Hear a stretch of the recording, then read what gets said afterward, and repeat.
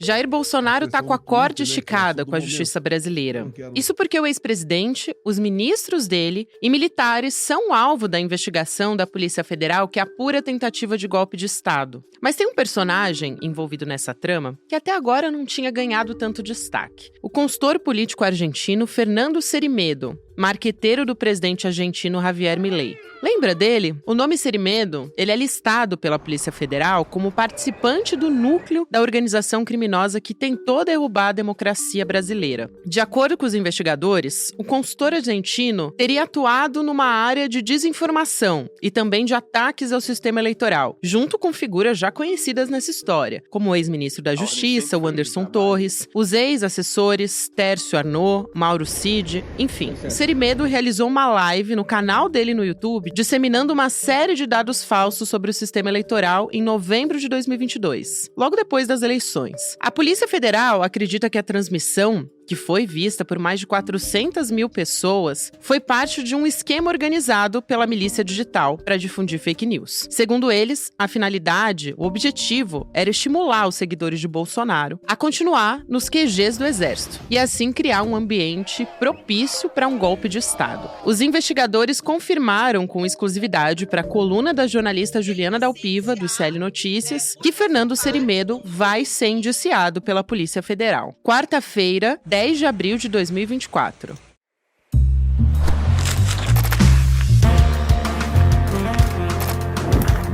Sou a Gabriela Varela, esse é o podcast aqui mais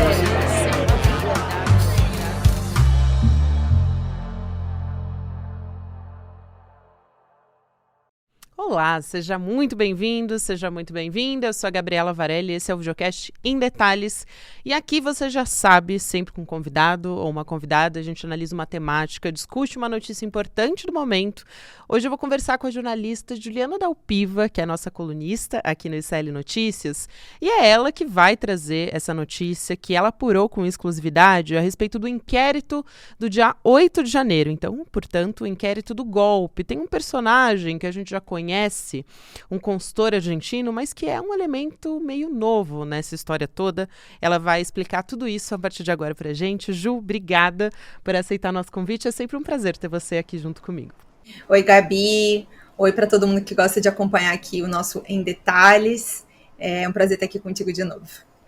Vamos lá, então, começar pelo, talvez o ponto principal dessa história e que deixa todo mundo com uma expectativa grande, é que o inquérito do 8 de janeiro está na sua fase final e você traz detalhes, alguns bastidores já dessa conclusão que vem por aí. Então vamos partir desse ponto para depois entrar nesse personagem que eu já dei o spoiler no começo. Gabi, olha só. Primeira coisa que eu acho que eu vou pontuar aqui, porque é um caminhão de inquéritos, né? São trocentos. Este inquérito que apura a tentativa de golpe de Estado e é o braço político, ou seja, o Bolsonaro, o Mauro Cid, todas essas figuras da política, né? Chama o inquérito das milícias digitais. Ele existe no Supremo Tribunal Federal desde 2021, como desdobramento de um outro inquérito que apurava os ditos atos antidemocráticos. Aí separou, foram apurar os grupos, né? Fizeram uma série de investigações depois daquelas manifestações e aí vão apurar os grupos. Aí o ministro Alexandre de Moraes determina a criação do inquérito das milícias digitais. Dentro deste inquérito, apura a tentativa de golpe de Estado pelo braço político, o uso, né, a apropriação ilegal do patrimônio via joias, né, apropriação, venda das joias, e a questão do cartão de vacinação. Esses são os três bracinhos deste inquérito em que a Polícia Federal trabalha. No braço cartão de vacinação, já sabemos, né, o Bolsonaro foi indiciado, e daí no braço inquérito do golpe, a gente conseguiu aqui com exclusividade, com fontes que estão ali bem na linha de frente do caso, saber alguns detalhes sobre o encaminhamento dessa conclusão, que é quem vai estar nessa lista final ali de indiciados pela Polícia Federal. Além dos nomes óbvios, né, gente? Assim, é uma obviedade pensar que Mauro Cid vai ser indiciado porque existe uma delação premiada, ou seja, ele confessou um crime.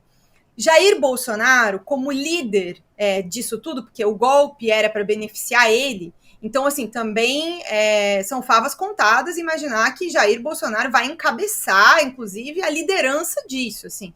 É uma coisa que está muito clara quando a gente lê os autos da investigação, tá? Aqui não é da minha cabeça, não. Lendo os autos da investigação, a Polícia Federal fala sobre uma série de núcleos.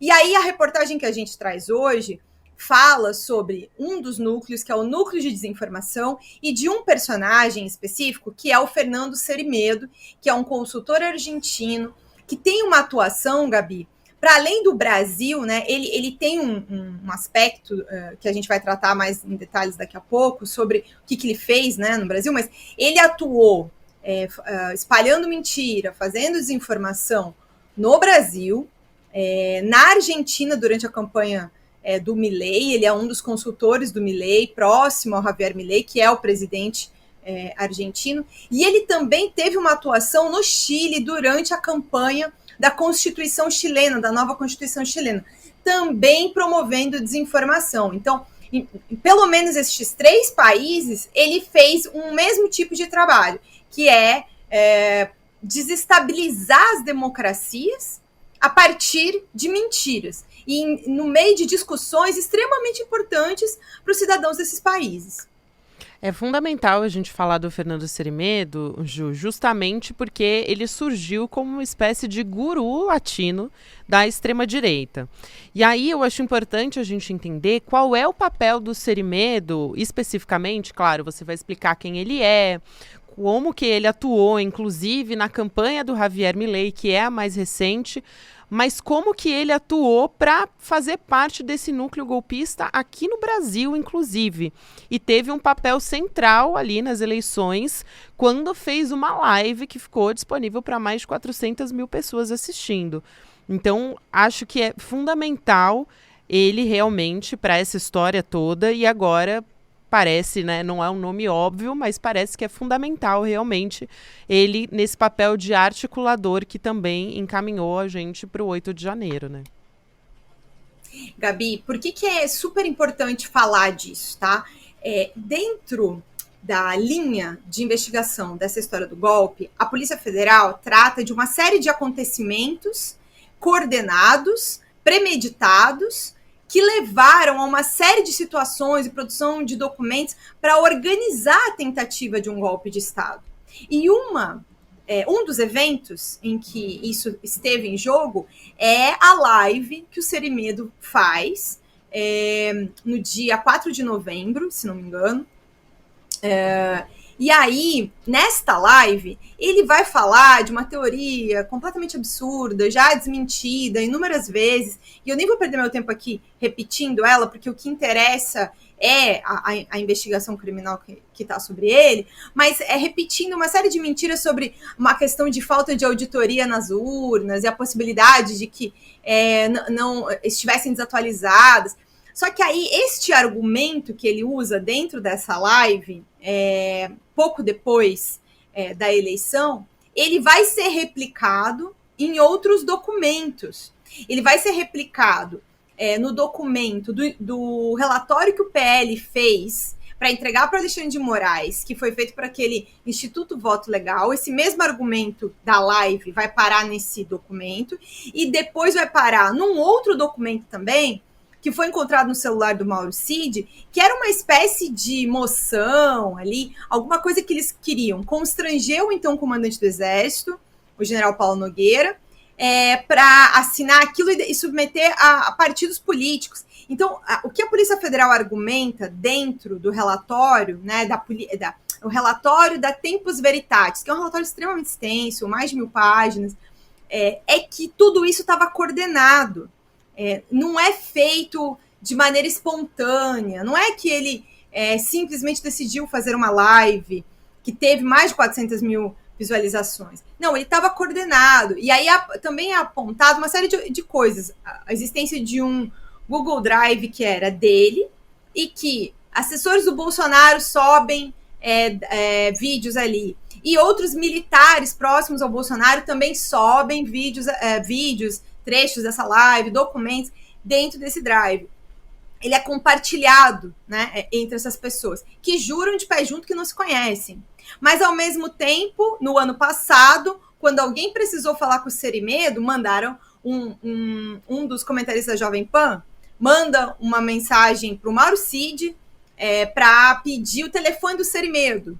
E aí o Mauro Cid pede para um desses militares o telefone. Então ele tinha. E aí ele manda para essa conversa. O Cerimedo diz que não conhece ninguém. Mas aí lembra, eu lembro, desse aqui eu lembro, porque alguém me procurou, mas nunca mais tive contato, é a versão do Cerimedo. Então, assim, o que a Polícia Federal também demonstra é um contato permanente entre essas pessoas ali, neste período em que se discutia essa questão do golpe. E aí também, né, Gabi, que é uma coisa que aí não sei o quanto que a gente vai explorar aqui agora, mas a Polícia Federal ainda não se debruçou sobre isso, mas a gente trouxe numa reportagem no ano passado, que inclusive você participou também, né, que é um esforço de reportagem que a gente fez de um projeto que chama Mercenários Digitais, e englobou vários veículos da América Latina, é reunido pelo Centro Latino-Americano de Investigação Jornalística, e essa matéria de hoje também é feita em parceria com a equipe do Clipe, né, que eu também faço parte. E ali a gente trouxe a participação do Eduardo Bolsonaro também dentro de eventos nessa esteira ali do segundo turno da eleição e o pós-eleitoral, ali o momento pós, onde eles começam a discutir o golpe. Isso é fundamental e eu acho que a gente tem que falar com certeza do Eduardo Bolsonaro, aqui para puxar a reportagem que foi feita pelo Clipe, né, que foi esse núcleo de reportagem, inclusive que envolveu jornalistas de vários países aqui da América Latina, que diz que o Eduardo Bolsonaro teve 125 reuniões com integrantes da extrema-direita. A gente está falando aqui 43 vezes com lideranças da América Latina e 82 com a extrema-direita dos Estados Unidos, para ser aqui bem específica, para a gente entrar nesses aspectos.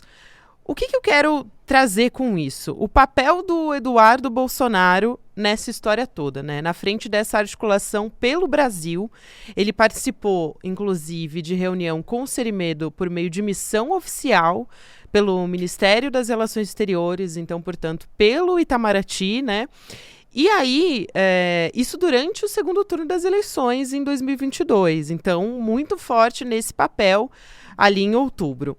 Por que o Eduardo, Ju, ainda não foi ouvido pela Polícia Federal até agora? Dá para a gente ter uma expectativa, já que a gente sabe que o Cerimedo vai ser indiciado a partir de todas essas provas que você está trazendo aqui, que são provas que estão nessa documentação. O Eduardo, ele não vai ser questionado, porque afinal eles se reuniram, né, os dois. Gabi, essa é uma questão realmente, assim... Um ponto muito importante sobre por que o Eduardo deveria ser ouvido. Um aspecto é fundamental.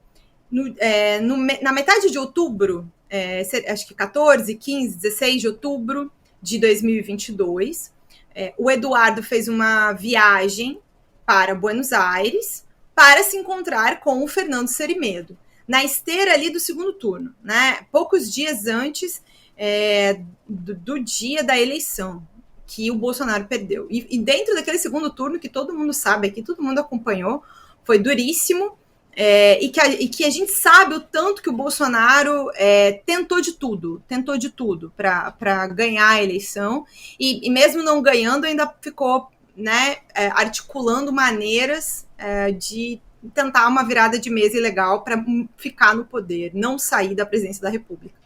E aí o Eduardo faz uma missão oficial.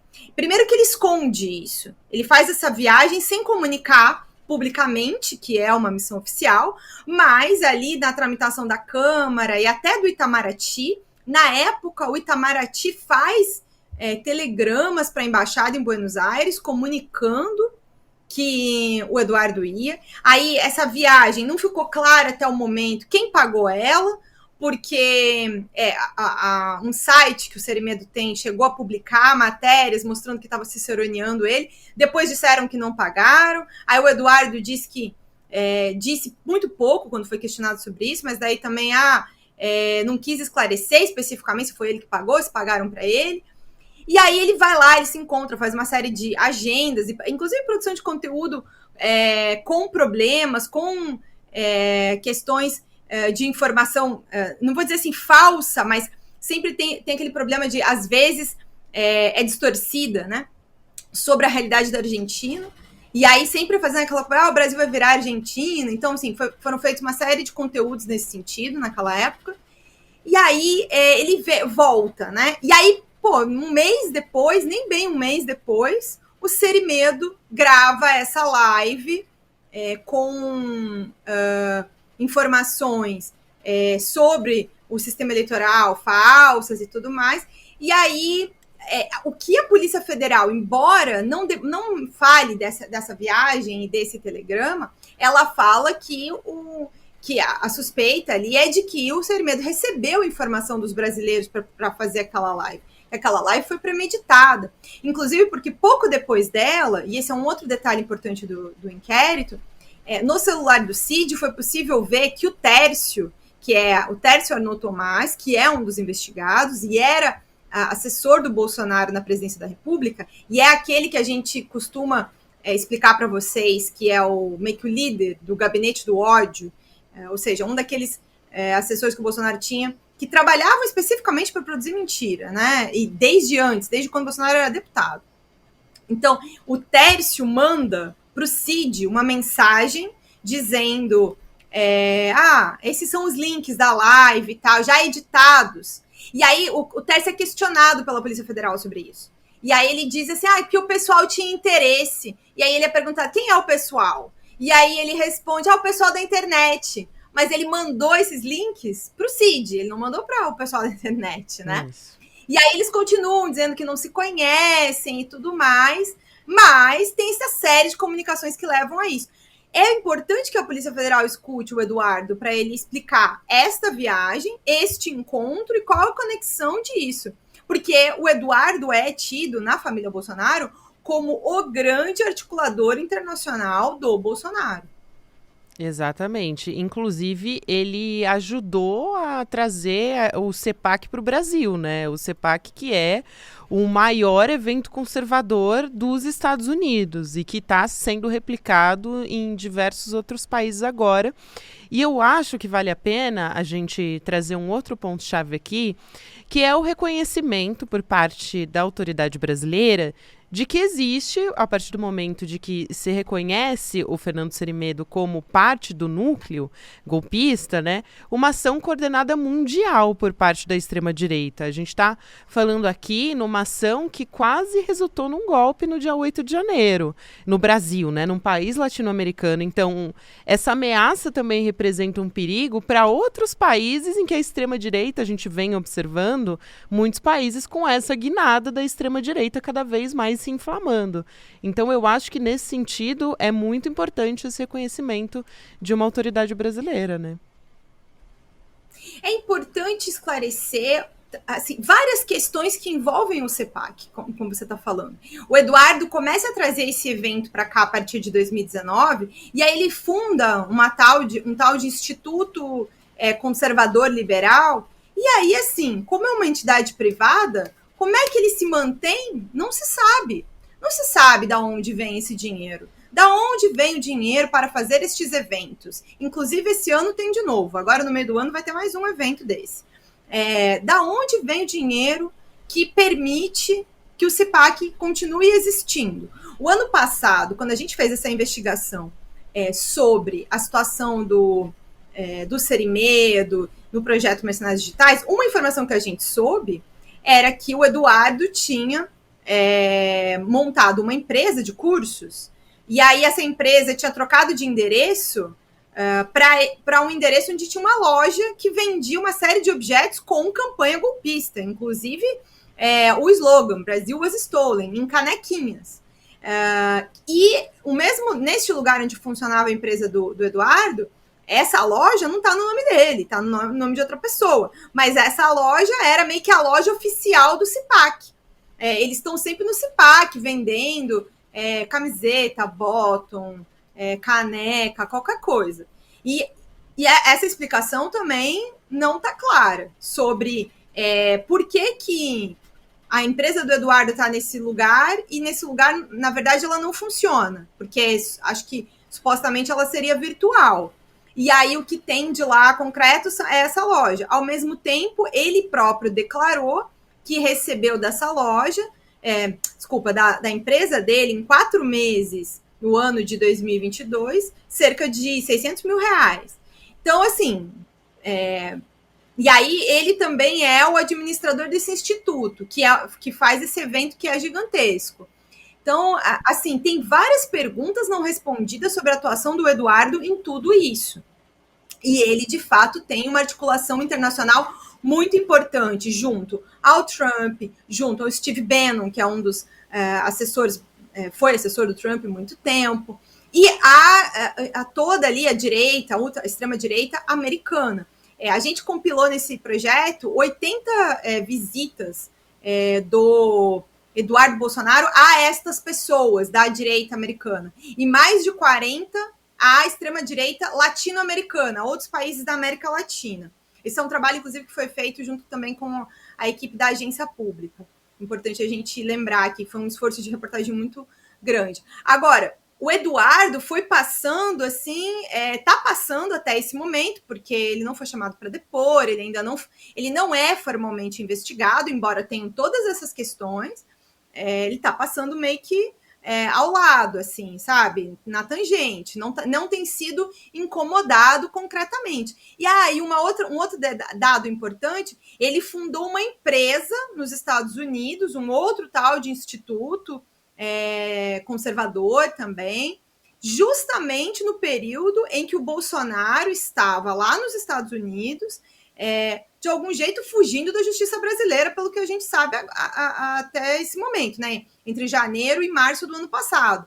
Nesta época, o Eduardo também funda um instituto e uma empresa nos Estados Unidos. E ele se recusa a contar especificamente o que é que ele faz nessa empresa lá nos Estados Unidos. Então, tem uma série de esclarecimentos que o Eduardo Bolsonaro precisa dar. Não só para esclarecer essa questão do inquérito do golpe, que é fundamental, mas porque ele é um parlamentar brasileiro que deve respostas à sociedade. Exatamente, Ju. Eu acho fundamental você trazer todos esses aspectos aqui explicados, ficou bastante didático, até para a gente entender como esse inquérito se desdobra em muitos aspectos ali, a vacina, o golpe, a gente teve, enfim, você explicou como é que funciona o inquérito e qual é o papel dessas pessoas que a gente está vendo, finalmente não, né, mas finalmente para os nossos anseios aqui, depois de tudo que aconteceu aqui no Brasil, claro, mas a Polícia Federal vem cumprindo seu papel em toda a investigação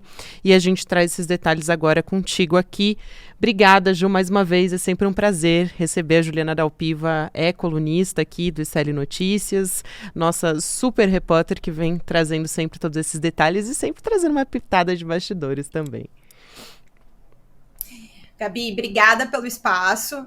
Preciso aqui fazer um registro importante, que essa matéria é feita por mim, pelo Igor Melo, pela Carla Gamba, da minha equipe. Que todo mundo deve ler no site, né? Inclusive, slnoticias.com.br. lá o nosso SL Notícias. E também com a equipe do Clipe, né? Nessa reportagem, quem participa também é o jornalista argentino Ivan Ruiz. Exatamente, então vale a pena aqui fazer essa ressalva aqui para o Centro Latino-Americano de Jornalismo Investigativo. Obrigada, Ju, um beijo para você e até a próxima. Um beijo, meus amores. Até mais. O Videocast em Detalhes fica por aqui, mas antes eu tenho um recado importante para você. Nessa quarta-feira, além de que você pode conferir todos os nossos episódios em todas as plataformas de áudio, fica a dica também que a aula que a gente teve no último domingo com o Elliot Harrison, que é o psicólogo social dos Estados Unidos, um dos maiores intelectuais do nosso tempo, inclusive que ele tem 92 anos, então tem um conhecimento acumulado de uma vida toda aí estudando o comportamento humano. 128 mil pessoas se inscreveram para assistir ao vivo essa aula. E você que não acompanhou ainda tem a oportunidade de assistir essa aula, que foi uma aula gratuita, aberta para todos e agora fica disponível para os nossos assinantes também. Então, para incentivar que mais pessoas tenham acesso ao conhecimento, né, a esse conhecimento e também a outras aulas na nossa plataforma, a gente deixa um presente super especial para você, além da aula do Elliot Aronson que fica disponível. Se você se tornar um membro solidário do ICL, você também garante outros presentes, que são as obras as seguintes. Olha só, O Animal Social, do Elliot, com o prefácio do Eduardo Moreira, é o livro preferido dele, inclusive, O que os Donos do Poder Não Querem Que Você Saiba, que é o primeiro livro da trilogia sobre o capitalismo do Edu, e o Engenheiros do Caos, de Juliano, da Empoli, que você também vai ter acesso se você fizer a inscrição na nossa plataforma. Então, é um mega pacote de presentes que vale só para quem se inscrever como membro solidário, gente. Fica a dica. Então, além de você se inscrever, você dá uma bolsa para quem não pode pagar e tem acesso a todos esses conteúdos, a séries exclusivas. A gente está com webinário agora. Além do webinário, a gente está com web documentários. Enfim, tem uma gama de conteúdo para você estudar. É muita coisa, mais de 250 conteúdos exclusivos aqui do ICL para você. Então, olha só, se inscreva em indetalhesicl.com.br, já está acabando o tempo para você se inscrever e poder ter acesso a esses conteúdos, a esses presentes. Então, os conteúdos ficam sempre disponíveis na plataforma, mas os presentes você tem tempo limitado para conseguir se inscrever e ter acesso a eles. Obrigada a você que me acompanhou até aqui. Para quem me acompanha pelo YouTube, você fica agora com o Mercado Investimentos, depois tem Rolê ICL, a gente está sempre disponível às 10h30 da manhã, nas plataformas de áudio a gente fica disponível no período da manhã também. Obrigada e até amanhã. Che Guevara costumava dizer, hay que endurecer, pero sem perder la ternura jamais. Hay frases y frases. Esa frase realmente mi papá nunca la dijo. Ué, ele não dizia isso então? Pois é, eu descobri isso numa conversa incrível que o ICL fez com a Leida Guevara, filha de Che Guevara. No dia 21 de abril, com exclusividade e ineditismo, o ICL traz até vocês a biografia de Che Guevara, o líder revolucionário mais popular de todos os tempos, contada por Leida Guevara, sua filha. Para você se inscrever nesse evento histórico, é só clicar no link aqui em cima ou aqui embaixo e gratuitamente participar. Essa e várias outras novidades você vai aprender no dia. Até lá!